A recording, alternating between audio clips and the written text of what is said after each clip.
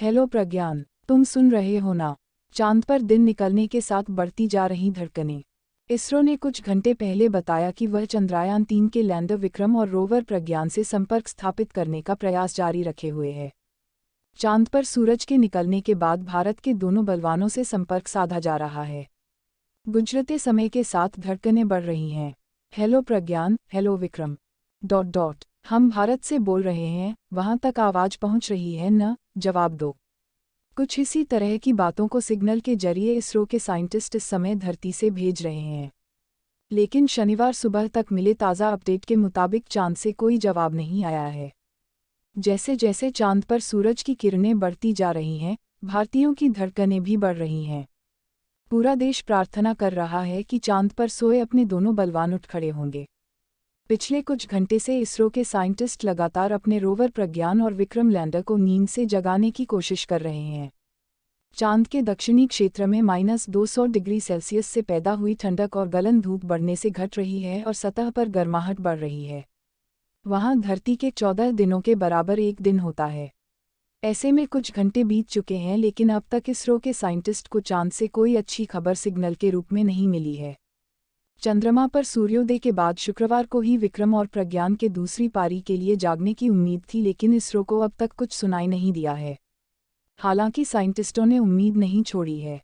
जिस दिन sleep command दिया गया था, तब इसरो के अध्यक्ष एस सोमनाथ ने हमारे सहयोगी अखबार टॉय को बताया था कि लैंडर और रोवर को अपने आप जागना चाहिए।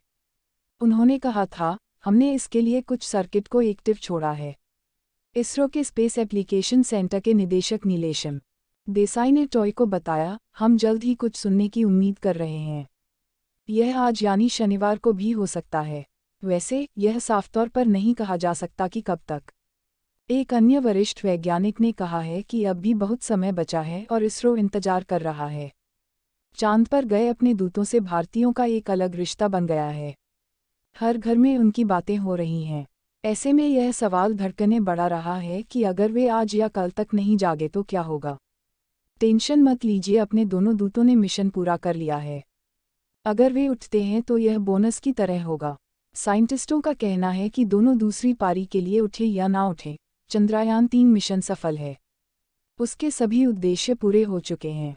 रोवर ने चहलकदमी की, रास्ते में बड़े गड्ढे को पार किया और इसरो को पर्याप्त डेटा भी भेजा।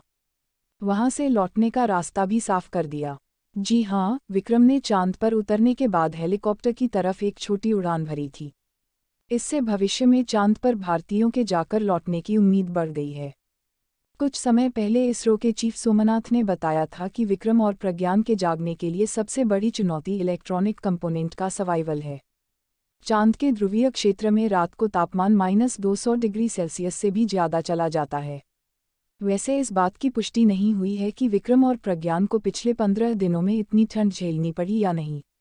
चंद्रयान-3 के लीड सेंटर UR राव उपग्रह केंद्र के निदेशक एम शंकरन ने पहले टॉय को बताया था कि सिस्टम्स के काम करते रहने के लिए सूरज एलिवेशन एंगल -6 डिग्री से 9 डिग्री की जरूरत होती है।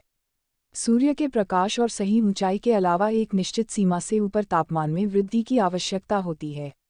प्रार्थना कीजिए कि एक बार फिर वे दोनों जाग उठें।